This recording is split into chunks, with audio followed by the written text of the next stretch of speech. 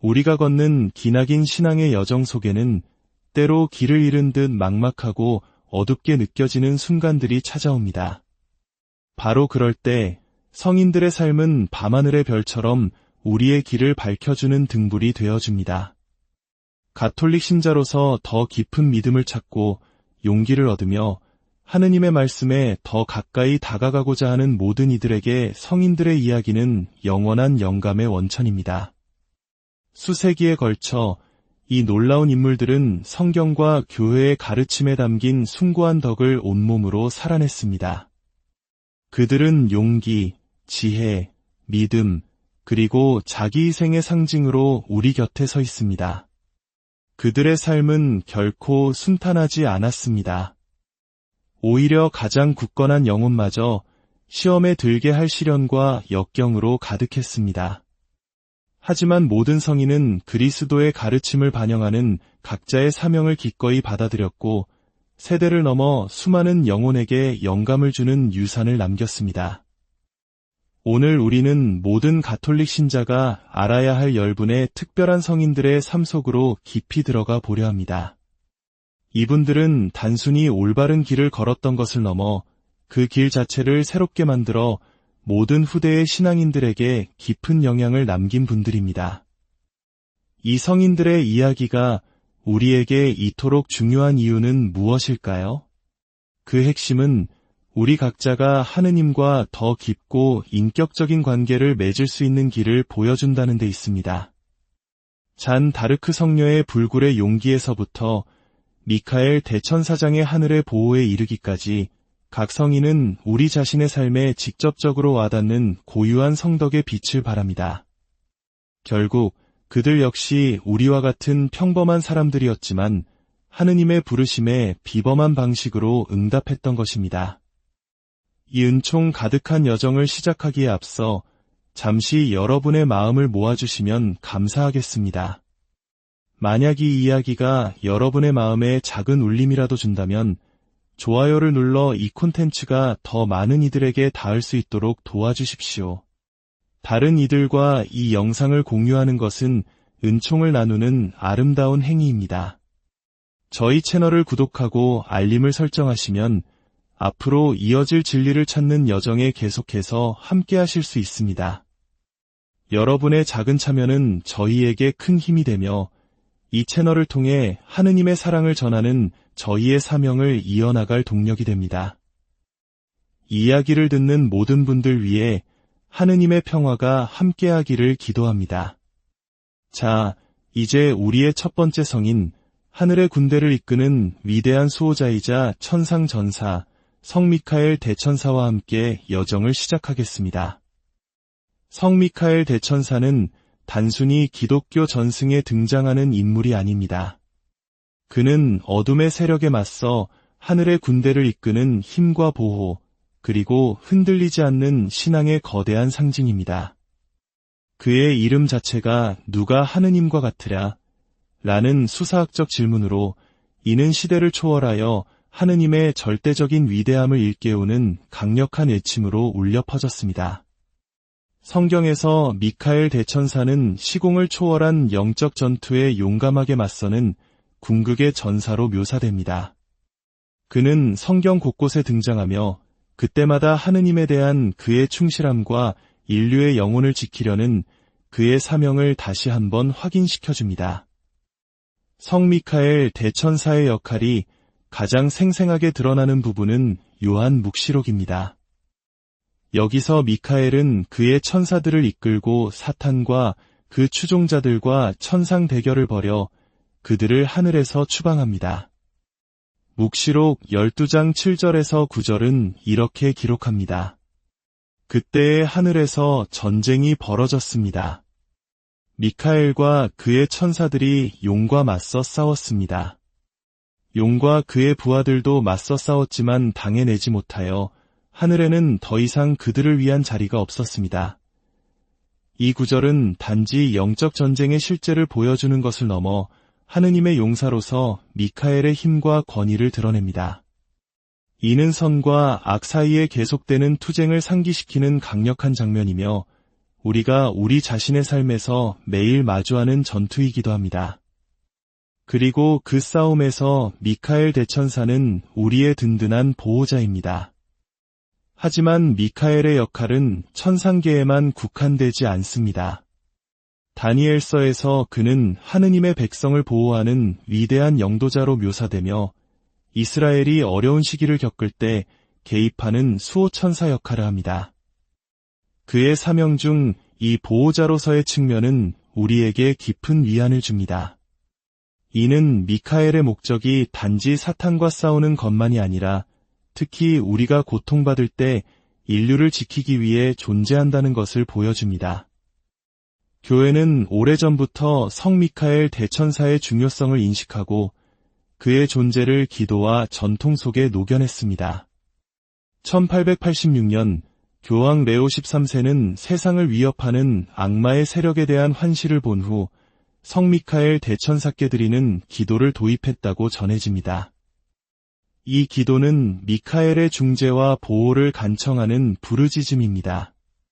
성 미카엘 대천사님, 싸움 중에 있는 저희를 보호하소서.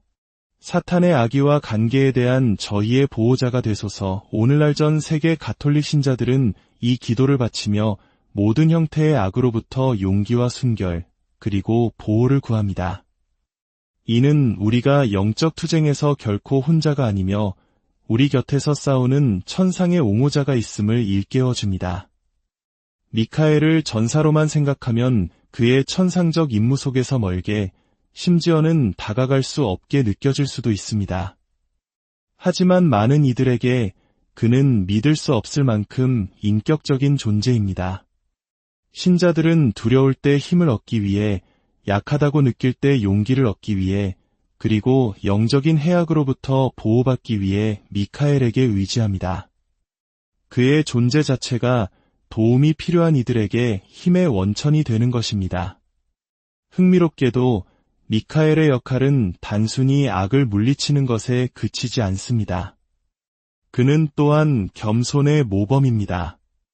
그의 막강한 힘과 지위에도 불구하고 미카엘은 자신의 힘이 스스로에게서 나온 것이 아니라 하느님으로부터 온 것임을 이해하며 하느님의 뜻에 완전히 순종합니다. 이 겸손은 우리에게 진정한 힘이 자만심에서 오는 것이 아니라 하느님의 계획에 대한 순종에서 온다는 것을 가르칩니다. 이제 여행자들의 수호성인 성 크리스토포로에 대해 알아보기 전에 성 미카엘이 구현하는 용기와 겸손을 우리 마음속에 간직합시다. 그의 힘은 우리가 두려움에 맞서 결단력 있게 나아가도록 격려하며 그의 겸손은 우리가 하느님의 목적에 순종하도록 초대합니다.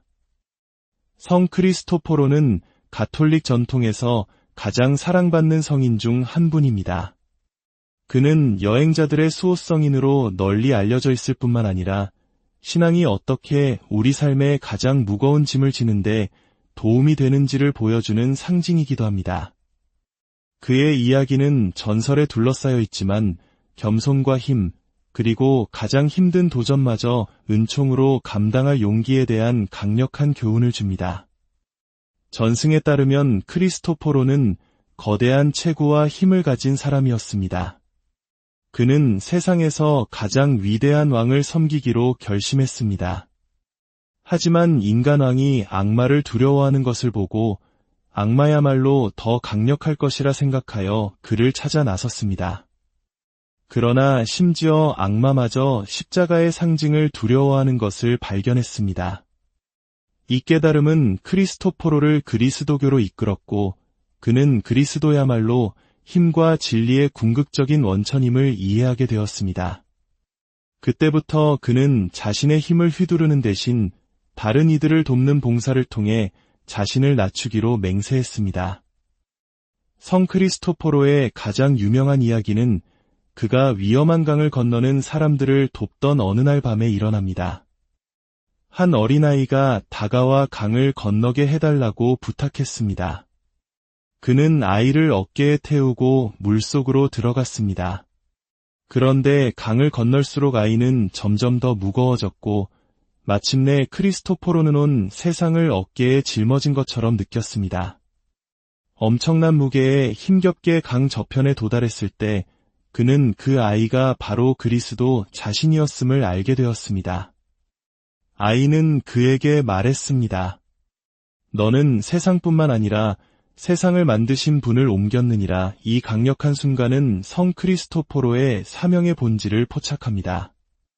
여정이 감당하기 어려울 정도로 힘겨워질 때조차 하느님에 대한 사랑으로 세상의 무게를 짊어지는 것입니다. 많은 가톨릭 신자들에게 성 크리스토포로는 여정이 결코 외롭지 않다는 것을 일깨워줍니다. 그가 건넌 강은 인생의 거친 물살을 상징하며 그의 힘은 가장 힘든 순간에도 신앙이 우리를 어떻게 지탱할 수 있는지를 증명합니다. 그의 이야기는 진정한 힘이 우리의 짐에 저항하는 데서 오는 것이 아니라 그리스도께서 우리 곁에 계심을 믿으며 은총으로 그 짐을 지는 데서 온다는 것을 보여줍니다. 성 크리스토포로의 유산은 오늘날에도 그의 보호를 구하는 수많은 사람들, 특히 여행자들 속에서 계속 이어집니다. 많은 이들이 그의 수호를 상징하는 성 크리스토포로 메달을 지니고 다닙니다. 이는 육체적 여정이든 영적 여정이든 그의 중재가 안전한 통행을 위한 축복으로 간청되는 전통입니다. 이제 절망적인 상황의 수호성인 성 유다 타데오로 넘어가기 전에 성 크리스토포로의 교훈을 가슴에 새깁시다. 모든 여정, 모든 짐을 통해 우리는 그가 그랬던 것처럼 빚어지고 인도받고 있습니다. 그의 신앙은 그를 단순한 육체적 힘을 가진 사람에서 영적 회복력의 상징으로 변화시켰습니다. 종종 절망적인 상황의 수호성인으로 불리는 성 유다 타데오는 가톨릭 신자들의 마음속에 독특한 자리를 차지하고 있습니다.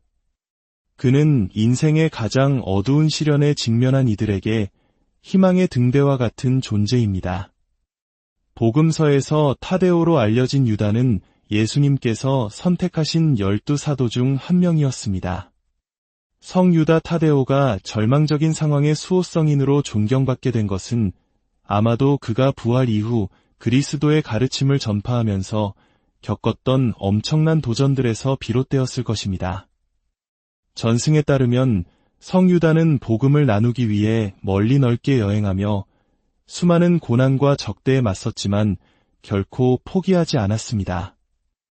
이러한 그의 끈기는 수많은 사람들이 자신의 고통 속에서 그를 찾게 만들었습니다.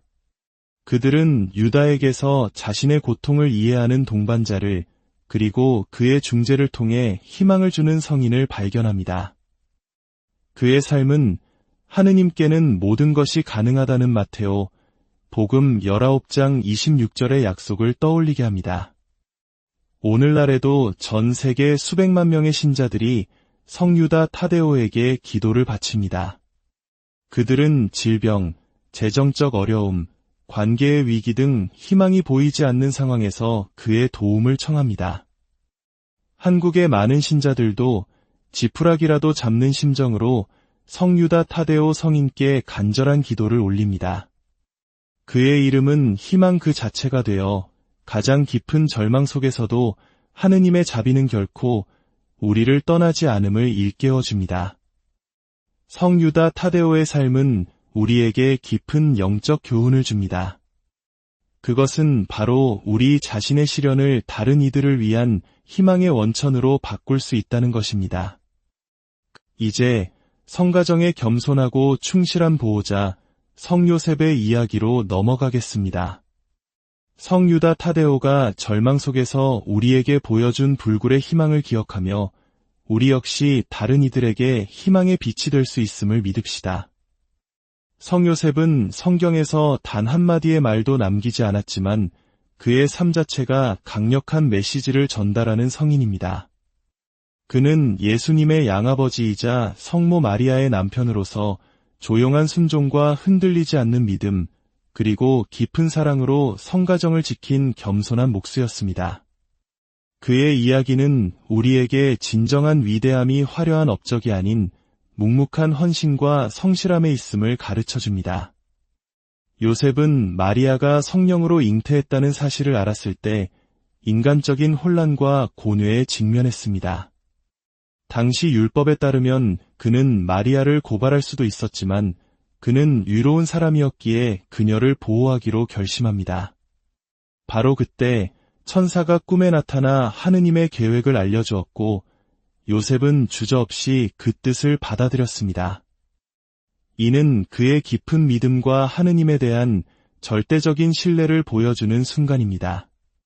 그의 삶은 순종의 연속이었습니다. 헤로데의 위협을 피해 아기 예수를 데리고 이집트로 피신해야 했고 다시 고향으로 돌아오라는 지시를 따랐습니다. 그는 이 모든 과정을 불평 없이 오직 하느님의 뜻을 따르는 충실한 종으로서 감당했습니다. 이는 마치 한국의 전통적인 아버지상처럼 과묵하지만 가족을 위해 모든 것을 헌신하는 모습과 닮아 있습니다. 그의 조용한 리더십은 오늘날 우리에게 진정한 책임감과 사랑이 무엇인지 깊이 생각하게 합니다. 성요셉은 노동자, 가장, 그리고 교회의 수호성인으로 공경받습니다. 특히 일자리를 구하거나 가정의 안정을 바라는 이들이 그의 중재를 많이 청합니다.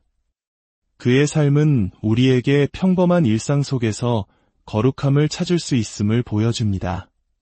그는 화려한 기적을 행하지 않았지만 아버지이자 남편으로서의 소박한 의무를 성실히 수행함으로써 성덕에 이르렀습니다. 이제 모든 신앙인의 어머니이신 성모 마리아의 이야기로 넘어가겠습니다. 성요셉의 조용하지만 강인한 믿음과 겸손을 우리 마음속에 새깁시다. 요란하고 가시적인 것을 중시하는 세상 속에서 성요셉은 우리에게 침묵 속의 신앙, 변함없는 순종, 그리고 행동하는 사랑의 심오한 힘을 가르쳐줍니다. 예수님의 어머니이신 동정 성모 마리아는 가톨릭 신앙의 중심에서 그 어떤 인물과도 비교할 수 없는 특별한 위치를 차지하고 있습니다. 그녀의 삶은 복음서 전체에 걸쳐 짜여 있으며 그녀의 믿음, 용기, 그리고 겸손은 하느님을 따르고자 하는 모든 이들에게 길잡이가 됩니다. 마리아는 단순히 역사적 인물이 아니라 하느님께서 당신의 아들을 세상에 보내시기 위해 선택하신 은총의 화신입니다. 가브리엘 대천사가 나자렛의 마리아를 방문했을 때 인류의 역사를 바꿀 여정이 시작되었습니다. 10대 소녀였을 그녀에게 하느님의 아들을 잉태할 것이라는 소식은 얼마나 큰 믿음을 요구하는 순간이었을까요? 천사의 인사 은총이 가득하니여 기뻐하여라. 주님께서 너와 함께 계시다. 는 하느님의 계획 안에서 그녀의 독특한 역할을 확인시켜 주었습니다. 불확실성에도 불구하고 마리아는 단순하지만 강력한 예로 응답했습니다. 보십시오. 저는 주님의 종입니다. 말씀하신 대로 저에게 이루어지기를 바랍니다. 그녀의 피앗이라 알려진 이 순명은 제자도의 핵심입니다. 미래가 불확실할 때조차 하느님의 뜻에 온전히 자신을 내어 맡기는 것입니다. 마리아의 예는 대가를 치렀습니다. 아기 예수를 낳겠다는 그녀의 의지는 사회적 비난과 잠재적 거절, 그리고 어머니로서 겪을 시련에 그녀를 노출시켰습니다. 그러나 그녀는 하느님의 목적이 승리할 것을 믿으며 굳건히 신앙을 지켰습니다. 예수님의 생애 동안 마리아는 끊임없이 함께하며 그의 기적과 가르침, 그리고 고통까지도 지켜본 증인이었습니다. 카나의 혼인잔치에서 포도주가 떨어졌을 때 아들에게 그 필요를 조용히 알린 사람은 바로 마리아였습니다. 그녀가 하인들에게 한 말, 무엇이든지 그가 시키는 대로 하여라는 우리 모두를 위한 조언으로 시대를 초월하여 울려 퍼집니다.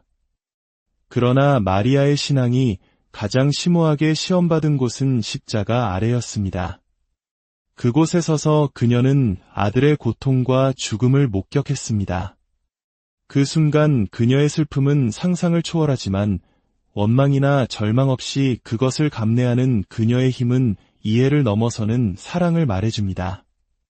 십자가 곁에 마리아의 존재는 신앙이 우리를 고통에서 보호해주는 것이 아니라 고통을 이겨내도록 지탱해준다는 것을 보여줍니다. 가톨릭 신자들에게 마리아는 단순한 역사적 인물이 아니라 인간의 마음을 깊이 이해하는 살아있는 중재자입니다. 십자가 위에서 예수님께서 사도 요한에게 보라, 내 어머니시다. 라는 말씀으로 그녀를 맡기셨을 때 그분은 우리 모두에게 그녀를 주셨습니다. 마리아의 모성애는 우리 시대에까지 다 위로와 인도를 제공하며 우리를 그녀의 아들에게로 이끄는 길이 됩니다. 이제 모든 창조물에 대한 사랑으로 가득했던 아시시의 성 프란치스코의 이야기로 넘어가겠습니다. 마리아의 겸손과 헌신의 모범을 우리 마음속에 간직합시다. 그녀를 통해 우리는 진정한 힘이 순명해 있으며 사랑이 섬길 때 가장 강력하다는 것을 봅니다. 아시시의 성 프란치스코는 가톨릭 신앙에서 가장 존경받고 사랑받는 성인 중 한 분입니다. 그는 깊은 영성뿐만 아니라 하느님의 모든 창조물에 대한 놀라운 연민으로도 유명합니다. 부유한 가정에서 태어나 자유분방한 젊은 시절을 보냈지만 하느님과의 깊은 만남 이후 그의 삶은 완전히 다른 길로 향했습니다. 그는 상속을 포기하고 급진적인 가난과 단순함의 삶을 선택했으며 다른 이들을 섬기고 하느님의 세상의 아름다움을 끌어안는 데 헌신했습니다. 프란치스코의 회심 이야기는 기독교 역사상 가장 감동적인 이야기 중 하나입니다. 어느 날 허물어져가는 산 다미아노 성당에서 기도하던 중 그는 십자고상에서 말씀하시는 그리스도의 음성을 들었습니다. 프란치스코야, 가서 나의 집을 고쳐라. 보다시피 무너져가고 있지 않느냐. 처음에는 이 명령을 문자 그대로 받아들여 자신의 손으로 낡은 건물을 수리하기 시작했습니다. 그러나 신앙이 깊어지면서 그는 그리스도께서 돌이 아닌 자신의 삶과 모범을 통해 교회를 재건하라고 부르신다는 것을 깨달았습니다. 프란치스코의 가난에 대한 사랑은 절대적이었습니다. 교회가 종종 부와 권력과 연관되던 시대에 프란치스코는 겸손과 초연함에 대한 예수님의 가르침을 상기시키는 존재로 섰습니다. 그는 하느님의 섭리에 전적으로 의지하며 가난한 사람으로 살기를 선택했습니다. 프란치스코의 삶에서 가장 아름다운 측면 중 하나는 모든 피조물에 대한 깊은 존중이었습니다.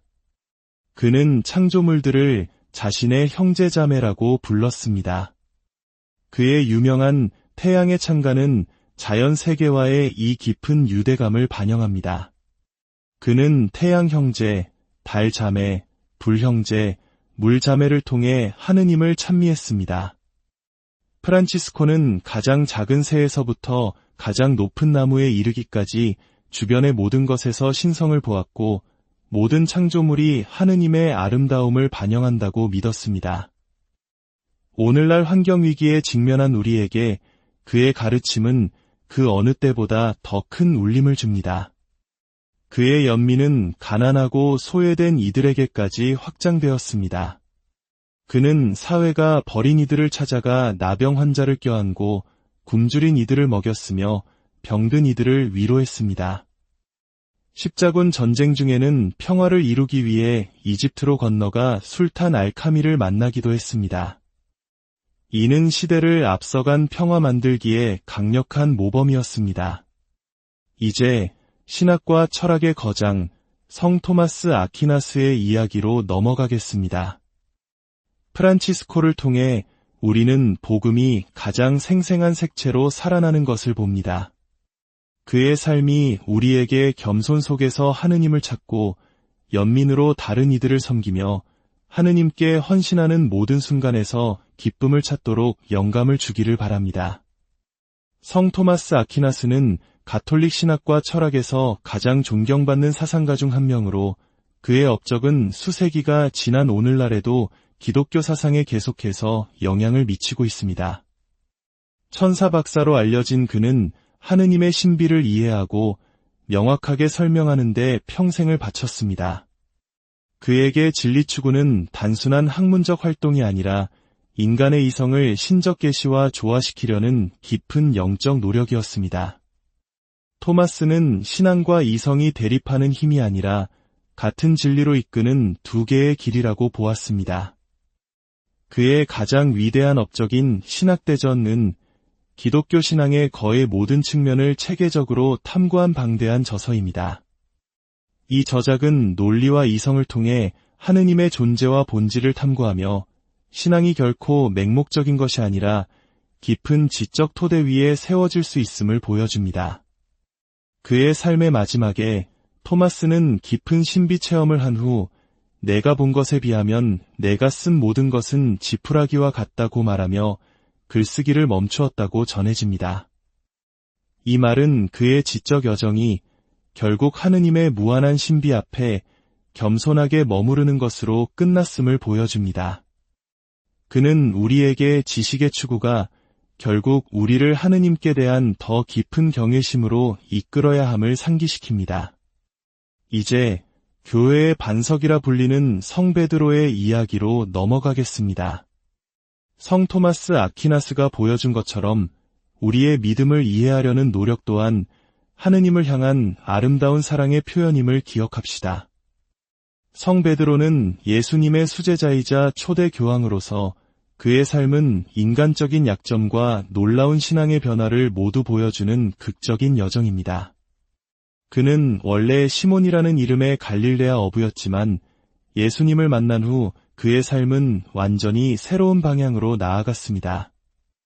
예수님께서는 그에게 너는 베드로이다. 내가 이 반석 위에 내 교회를 세우겠다. 고 말씀하시며 그에게 중대한 사명을 맡기셨습니다. 베드로는 열정적이고 충동적이었지만 그의 믿음은 때로 흔들렸습니다. 예수님께서 체포되셨을 때 두려움에 사로잡힌 그는 예수님을 3번이나 모른다고 부인했습니다.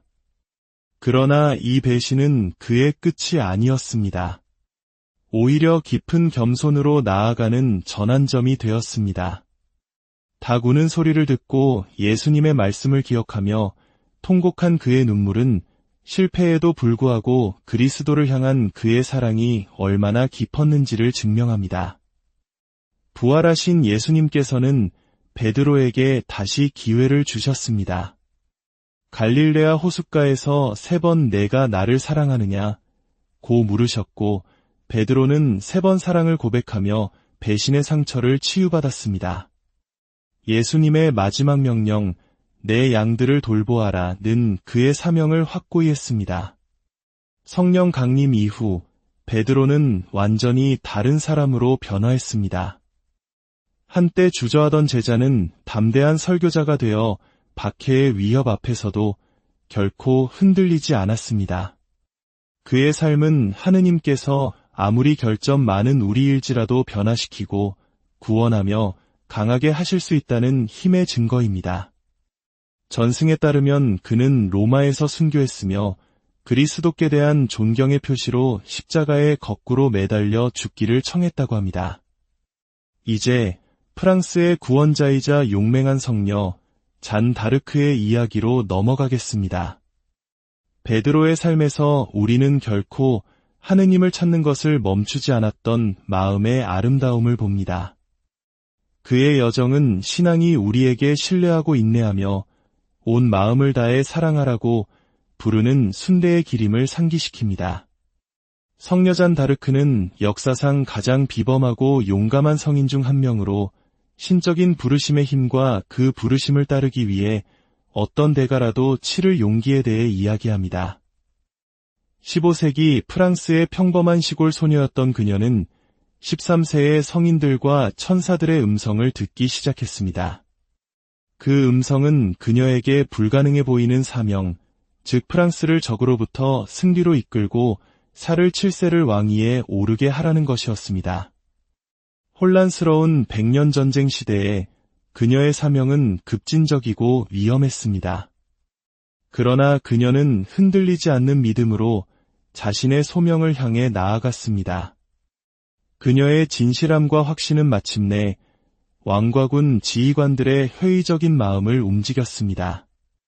갑옷을 입고 칼을 든 그녀는 훈련이나 경험이 아닌 하느님에 대한 깊은 신뢰에서 비롯된 확신으로 군대를 이끌었습니다. 그녀의 리더십 아래 프랑스군은 오를레앙 공성전에서 기적적인 승리를 거두며 전쟁의 흐름을 바꾸었습니다.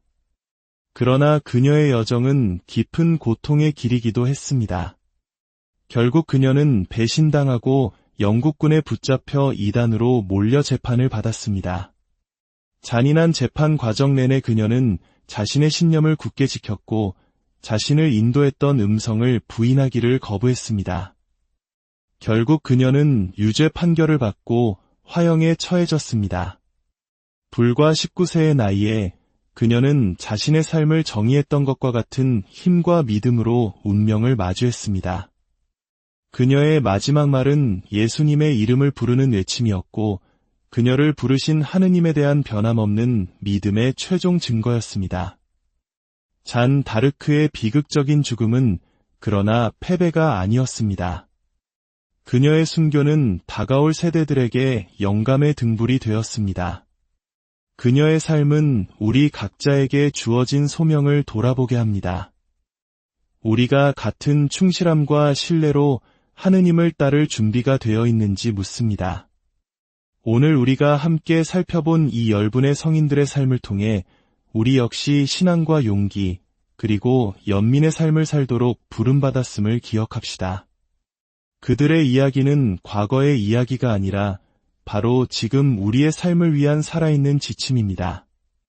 성인들은 우리에게 거룩함이 평범한 삶 속에서 겸손한 마음으로 그리고 하느님께 대한 절대적인 신뢰 안에서 피어날 수 있음을 보여줍니다. 오늘 이 시간이 여러분의 마음에 작은 위안이나 영감을 주었다면 이 은총을 사랑하는 이들과 함께 나누어 주시길 바랍니다. 이 채널에 대한 여러분의 구독과 좋아요는 저희가 계속해서 이러한 영적인 이야기들을 나누는데 큰 힘이 됩니다. 여러분의 신앙 여정 위에 하느님의 풍성한 축복과 평화가 늘 함께하기를 기도합니다. 다음 이야기에서 다시 우리가 걷는 기나긴 신앙의 여정 속에는 때로 길을 잃은 듯 막막하고 어둡게 느껴지는 순간들이 찾아옵니다. 바로 그럴 때 성인들의 삶은 밤하늘의 별처럼 우리의 길을 밝혀주는 등불이 되어줍니다. 가톨릭 신자로서 더 깊은 믿음을 찾고 용기를 얻으며 하느님의 말씀에 더 가까이 다가가고자 하는 모든 이들에게 성인들의 이야기는 영원한 영감의 원천입니다. 수세기에 걸쳐 이 놀라운 인물들은 성경과 교회의 가르침에 담긴 숭고한 덕을 온몸으로 살아냈습니다. 그들은 용기, 지혜, 믿음, 그리고 자기희생의 상징으로 우리 곁에 서 있습니다. 그들의 삶은 결코 순탄하지 않았습니다. 오히려 가장 굳건한 영혼마저 시험에 들게 할 시련과 역경으로 가득했습니다. 하지만 모든 성인은 그리스도의 가르침을 반영하는 각자의 사명을 기꺼이 받아들였고 세대를 넘어 수많은 영혼에게 영감을 주는 유산을 남겼습니다. 오늘 우리는 모든 가톨릭 신자가 알아야 할 10분의 특별한 성인들의 삶 속으로 깊이 들어가 보려 합니다. 이분들은 단순히 올바른 길을 걸었던 것을 넘어 그 길 자체를 새롭게 만들어 모든 후대의 신앙인들에게 깊은 영향을 남긴 분들입니다. 이 성인들의 이야기가 우리에게 이토록 중요한 이유는 무엇일까요? 그 핵심은 우리 각자가 하느님과 더 깊고 인격적인 관계를 맺을 수 있는 길을 보여준다는 데 있습니다. 잔 다르크 성녀의 불굴의 용기에서부터 미카엘 대천사장의 하늘의 보호에 이르기까지 각 성인은 우리 자신의 삶에 직접적으로 와닿는 고유한 성덕의 빛을 발합니다. 결국 그들 역시 우리와 같은 평범한 사람들이었지만 하느님의 부르심에 비범한 방식으로 응답했던 것입니다. 이 은총 가득한 여정을 시작하기에 앞서 잠시 여러분의 마음을 모아주시면 감사하겠습니다. 만약 이 이야기가 여러분의 마음에 작은 울림이라도 준다면 좋아요를 눌러 이 콘텐츠가 더 많은 이들에게 닿을 수 있도록 도와주십시오. 다른 이들과 이 영상을 공유하는 것은 은총을 나누는 아름다운 행위입니다. 저희 채널을 구독하고 알림을 설정하시면 앞으로 이어질 진리를 찾는 여정에 계속해서 함께 하실 수 있습니다. 여러분의 작은 참여는 저희에게 큰 힘이 되며 이 채널을 통해 하느님의 사랑을 전하는 저희의 사명을 이어나갈 동력이 됩니다. 이 이야기를 듣는 모든 분들 위해 하느님의 평화가 함께하기를 기도합니다. 자, 이제 우리의 첫 번째 성인, 하늘의 군대를 이끄는 위대한 수호자이자 천상전사, 성 미카엘 대천사와 함께 여정을 시작하겠습니다. 성 미카엘 대천사는 단순히 기독교 전승에 등장하는 인물이 아닙니다. 그는 어둠의 세력에 맞서 하늘의 군대를 이끄는 힘과 보호, 그리고 흔들리지 않는 신앙의 거대한 상징입니다. 그의 이름 자체가 누가 하느님과 같으랴? 라는 수사학적 질문으로 이는 시대를 초월하여 하느님의 절대적인 위대함을 일깨우는 강력한 외침으로 울려 퍼졌습니다. 성경에서 미카엘 대천사는 시공을 초월한 영적 전투에 용감하게 맞서는 궁극의 전사로 묘사됩니다. 그는 성경 곳곳에 등장하며 그때마다 하느님에 대한 그의 충실함과 인류의 영혼을 지키려는 그의 사명을 다시 한번 확인시켜줍니다. 성 미카엘 대천사의 역할이 가장 생생하게 드러나는 부분은 요한 묵시록입니다. 여기서 미카엘은 그의 천사들을 이끌고 사탄과 그 추종자들과 천상 대결을 벌여 그들을 하늘에서 추방합니다. 묵시록 12장 7절에서 9절은 이렇게 기록합니다. 그때의 하늘에서 전쟁이 벌어졌습니다. 미카엘과 그의 천사들이 용과 맞서 싸웠습니다. 용과 그의 부하들도 맞서 싸웠지만 당해내지 못하여 하늘에는 더 이상 그들을 위한 자리가 없었습니다. 이 구절은 단지 영적 전쟁의 실제를 보여주는 것을 넘어 하느님의 용사로서 미카엘의 힘과 권위를 드러냅니다. 이는 선과 악 사이에 계속되는 투쟁을 상기시키는 강력한 장면이며 우리가 우리 자신의 삶에서 매일 마주하는 전투이기도 합니다. 그리고 그 싸움에서 미카엘 대천사는 우리의 든든한 보호자입니다. 하지만 미카엘의 역할은 천상계에만 국한되지 않습니다. 다니엘서에서 그는 하느님의 백성을 보호하는 위대한 영도자로 묘사되며 이스라엘이 어려운 시기를 겪을 때 개입하는 수호천사 역할을 합니다. 그의 사명 중 이 보호자로서의 측면은 우리에게 깊은 위안을 줍니다. 이는 미카엘의 목적이 단지 사탄과 싸우는 것만이 아니라 특히 우리가 고통받을 때 인류를 지키기 위해 존재한다는 것을 보여줍니다. 교회는 오래전부터 성 미카엘 대천사의 중요성을 인식하고 그의 존재를 기도와 전통 속에 녹여냈습니다. 1886년 교황 레오 13세는 세상을 위협하는 악마의 세력에 대한 환시를 본 후 성 미카엘 대천사께 드리는 기도를 도입했다고 전해집니다. 이 기도는 미카엘의 중재와 보호를 간청하는 부르짖음입니다. 성 미카엘 대천사님, 싸움 중에 있는 저희를 보호하소서. 사탄의 악의와 관계에 대한 저희의 보호자가 되소서. 오늘날 전 세계 가톨릭 신자들은 이 기도를 바치며 모든 형태의 악으로부터 용기와 순결, 그리고 보호를 구합니다. 이는 우리가 영적 투쟁에서 결코 혼자가 아니며 우리 곁에서 싸우는 천상의 옹호자가 있음을 일깨워줍니다. 미카엘을 전사로만 생각하면 그의 천상적 임무 속에서 멀게, 심지어는 다가갈 수 없게 느껴질 수도 있습니다. 하지만 많은 이들에게 그는 믿을 수 없을 만큼 인격적인 존재입니다.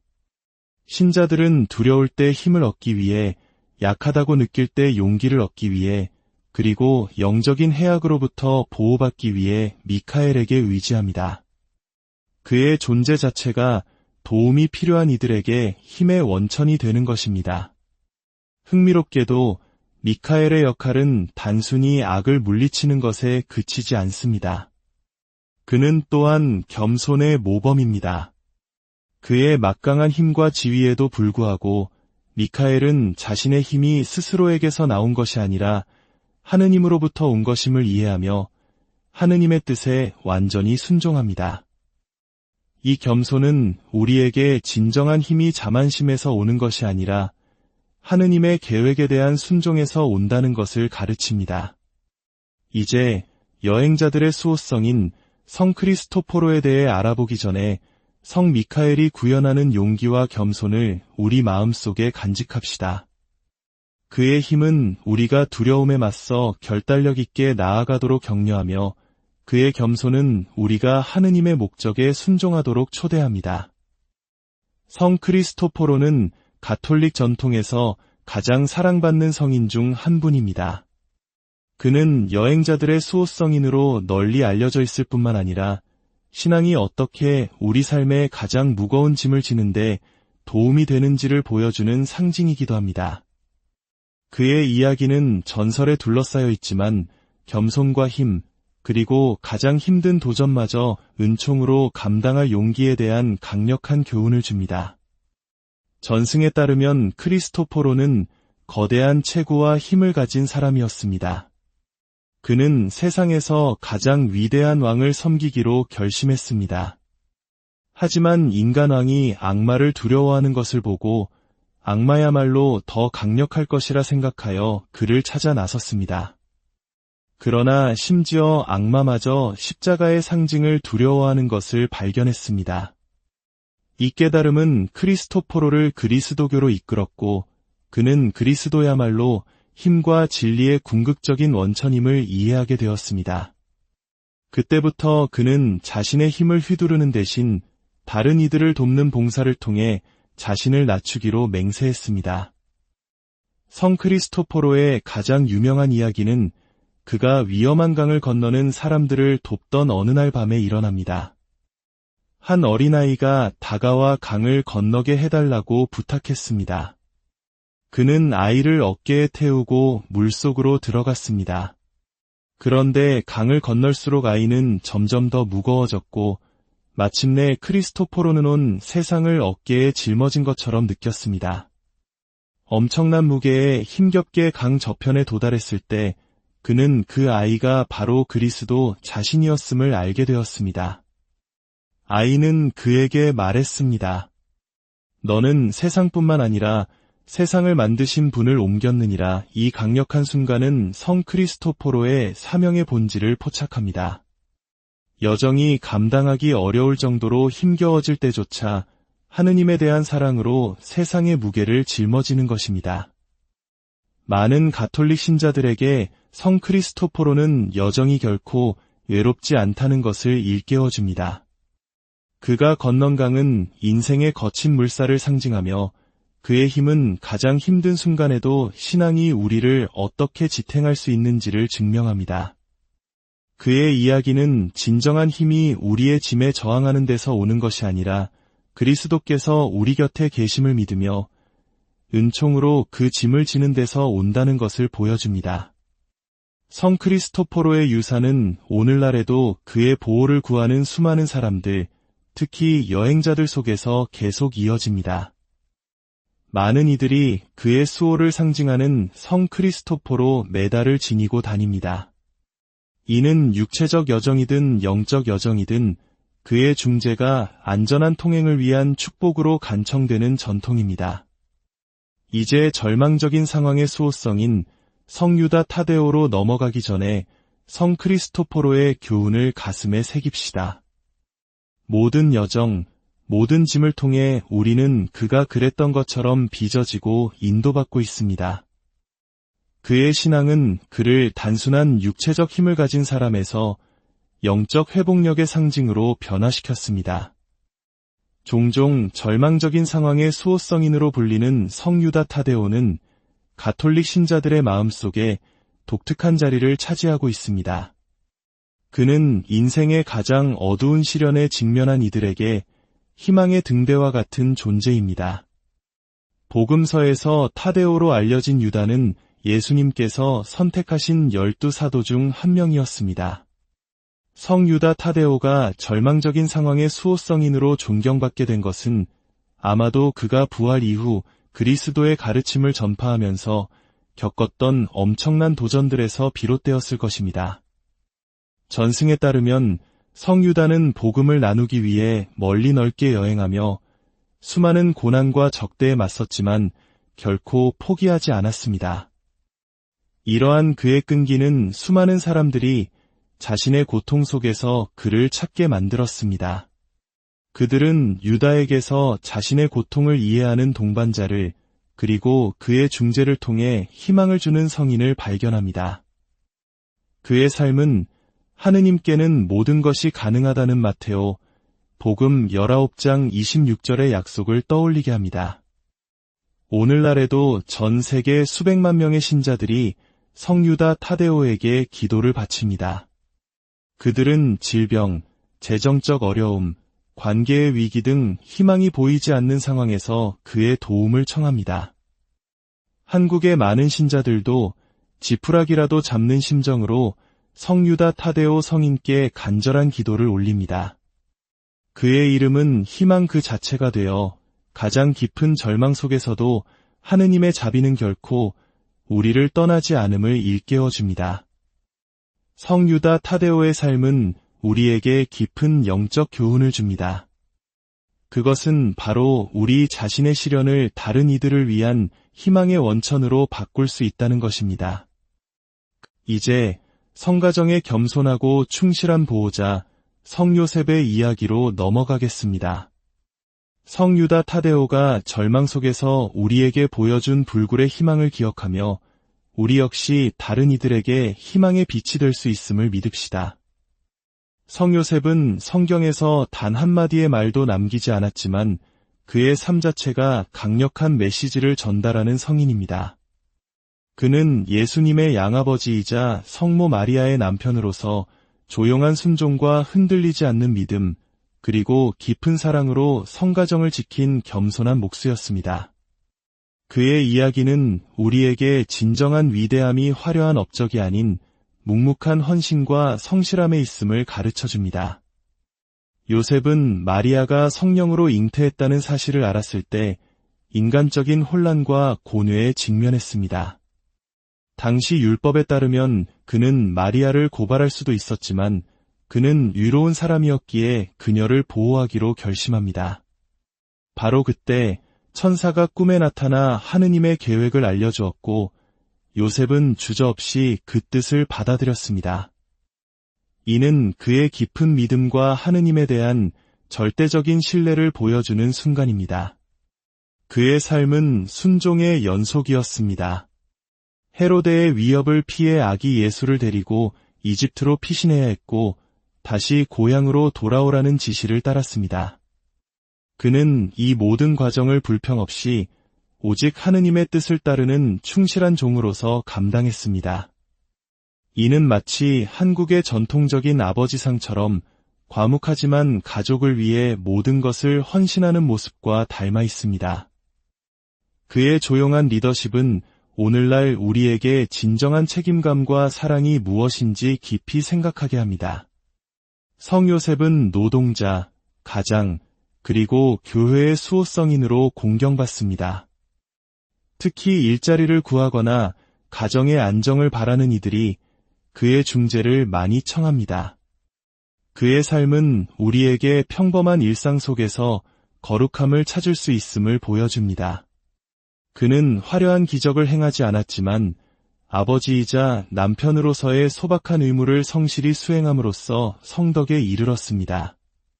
이제 모든 신앙인의 어머니이신 성모 마리아의 이야기로 넘어가겠습니다. 성요셉의 조용하지만 강인한 믿음과 겸손을 우리 마음속에 새깁시다. 요란하고 가시적인 것을 중시하는 세상 속에서 성요셉은 우리에게 침묵 속의 신앙, 변함없는 순종, 그리고 행동하는 사랑의 심오한 힘을 가르쳐줍니다. 예수님의 어머니이신 동정 성모 마리아는 가톨릭 신앙의 중심에서 그 어떤 인물과도 비교할 수 없는 특별한 위치를 차지하고 있습니다. 그녀의 삶은 복음서 전체에 걸쳐 짜여 있으며 그녀의 믿음, 용기, 그리고 겸손은 하느님을 따르고자 하는 모든 이들에게 길잡이가 됩니다. 마리아는 단순히 역사적 인물이 아니라 하느님께서 당신의 아들을 세상에 보내시기 위해 선택하신 은총의 화신입니다. 가브리엘 대천사가 나자렛의 마리아를 방문했을 때 인류의 역사를 바꿀 여정이 시작되었습니다. 10대 소녀였을 그녀에게 하느님의 아들을 잉태할 것이라는 소식은 얼마나 큰 믿음을 요구하는 순간이었을까요? 천사의 인사 은총이 가득하니여 기뻐하여라. 주님께서 너와 함께 계시다. 는 하느님의 계획 안에서 그녀의 독특한 역할을 확인시켜 주었습니다. 불확실성에도 불구하고 마리아는 단순하지만 강력한 예로 응답했습니다. 보십시오. 저는 주님의 종입니다. 말씀하신 대로 저에게 이루어지기를 바랍니다. 그녀의 피앗이라 알려진 이 순명은 제자도의 핵심입니다. 미래가 불확실할 때조차 하느님의 뜻에 온전히 자신을 내어 맡기는 것입니다. 마리아의 예는 대가를 치렀습니다. 아기 예수를 낳겠다는 그녀의 의지는 사회적 비난과 잠재적 거절, 그리고 어머니로서 겪을 시련에 그녀를 노출시켰습니다. 그러나 그녀는 하느님의 목적이 승리할 것을 믿으며 굳건히 신앙을 지켰습니다. 예수님의 생애 동안 마리아는 끊임없이 함께하며 그의 기적과 가르침, 그리고 고통까지도 지켜본 증인이었습니다. 카나의 혼인잔치에서 포도주가 떨어졌을 때 아들에게 그 필요를 조용히 알린 사람은 바로 마리아였습니다. 그녀가 하인들에게 한 말, 무엇이든지 그가 시키는 대로 하여라는 우리 모두를 위한 조언으로 시대를 초월하여 울려 퍼집니다. 그러나 마리아의 신앙이 가장 심오하게 시험받은 곳은 십자가 아래였습니다. 그곳에 서서 그녀는 아들의 고통과 죽음을 목격했습니다. 그 순간 그녀의 슬픔은 상상을 초월하지만 원망이나 절망 없이 그것을 감내하는 그녀의 힘은 이해를 넘어서는 사랑을 말해줍니다. 십자가 곁에 마리아의 존재는 신앙이 우리를 고통에서 보호해주는 것이 아니라 고통을 이겨내도록 지탱해준다는 것을 보여줍니다. 가톨릭 신자들에게 마리아는 단순한 역사적 인물이 아니라 인간의 마음을 깊이 이해하는 살아있는 중재자입니다. 십자가 위에서 예수님께서 사도 요한에게 보라, 내 어머니시다. 라는 말씀으로 그녀를 맡기셨을 때 그분은 우리 모두에게 그녀를 주셨습니다. 마리아의 모성애는 우리 시대에까지 다 위로와 인도를 제공하며 우리를 그녀의 아들에게로 이끄는 길이 됩니다. 이제 모든 창조물에 대한 사랑으로 가득했던 아시시의 성 프란치스코의 이야기로 넘어가겠습니다. 마리아의 겸손과 헌신의 모범을 우리 마음속에 간직합시다. 그녀를 통해 우리는 진정한 힘이 순명해 있으며 사랑이 섬길 때 가장 강력하다는 것을 봅니다. 아시시의 성 프란치스코는 가톨릭 신앙에서 가장 존경받고 사랑받는 성인 중 한 분입니다. 그는 깊은 영성뿐만 아니라 하느님의 모든 창조물에 대한 놀라운 연민으로도 유명합니다. 부유한 가정에서 태어나 자유분방한 젊은 시절을 보냈지만 하느님과의 깊은 만남 이후 그의 삶은 완전히 다른 길로 향했습니다. 그는 상속을 포기하고 급진적인 가난과 단순함의 삶을 선택했으며 다른 이들을 섬기고 하느님의 세상의 아름다움을 끌어안는 데 헌신했습니다. 프란치스코의 회심 이야기는 기독교 역사상 가장 감동적인 이야기 중 하나입니다. 어느 날 허물어져가는 산 다미아노 성당에서 기도하던 중 그는 십자고상에서 말씀하시는 그리스도의 음성을 들었습니다.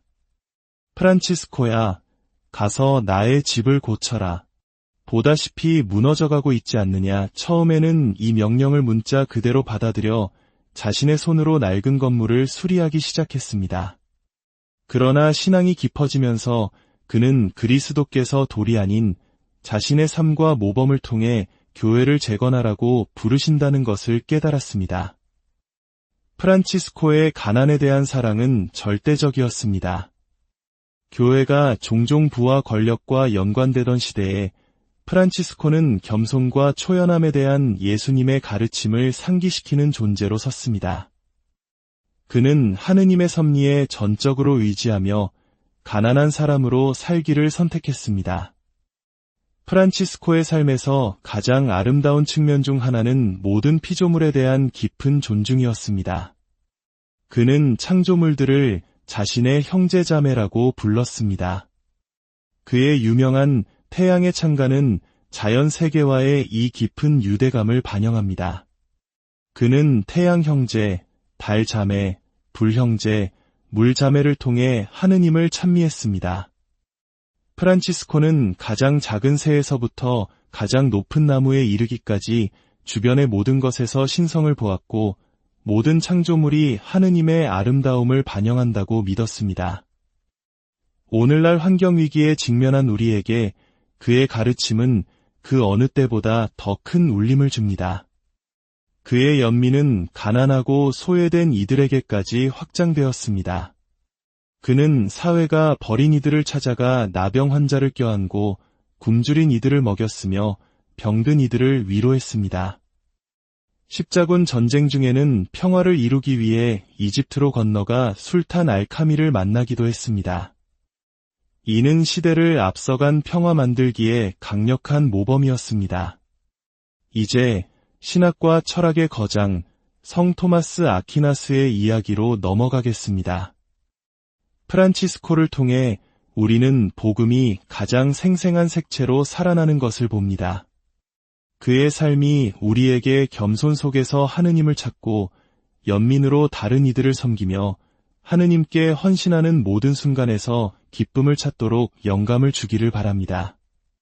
성 토마스 아퀴나스는 가톨릭 신학과 철학에서 가장 존경받는 사상가 중 한 명으로 그의 업적은 수세기가 지난 오늘날에도 기독교 사상에 계속해서 영향을 미치고 있습니다. 천사 박사로 알려진 그는 하느님의 신비를 이해하고 명확하게 설명하는 데 평생을 바쳤습니다. 그에게 진리 추구는 단순한 학문적 활동이 아니라 인간의 이성을 신적 계시와 조화시키려는 깊은 영적 노력이었습니다.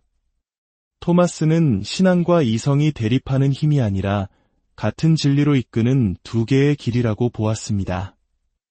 그의 가장 위대한 업적인 신학대전은 기독교 신앙의 거의 모든 측면을 체계적으로 탐구한 방대한 저서입니다. 이 저작은 논리와 이성을 통해 하느님의 존재와 본질을 탐구하며 신앙이 결코 맹목적인 것이 아니라 깊은 지적 토대 위에 세워질 수 있음을 보여줍니다.